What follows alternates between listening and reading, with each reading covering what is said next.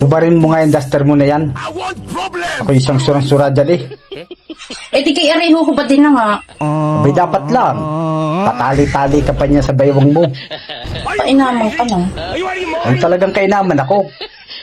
Eh ikaw, Supra na. eh tingnan mo nga yung kaestaduhan mong yan. Tingin mo, bagay ka sa'yo yan.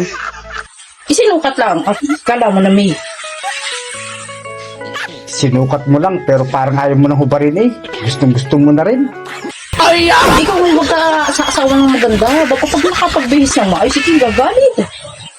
Kaya nga ako nagagalit eh. Kasi nakapag-asawa ko ng gandang-ganda.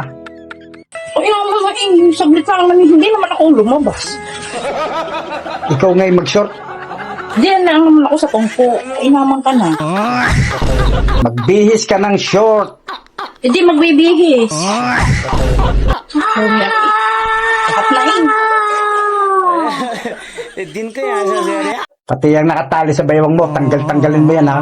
Ayaw ko na mag-iyan. Hindi matanggal. Parang ang mata mo yan. Okay, huwag kang gagaya doon sa iba na ang mga suot ay sexy-sexy. Seri. Alam naman ako'y nagagalit pag gayon ang suot mo. Huwag kayong iba'y siksing-siksi, titig na titig ka. Ba't pa'y asawa may parik eh? Oo. Di ba alam ko nga naman kasi hindi naman din nila ako. Ano nga yan? Sinasayang mo lang ang dahil ng inay. Ayaw ko nang makukulit na ganyan na suot mo ha. Sabi sa'yo. Inaman ka?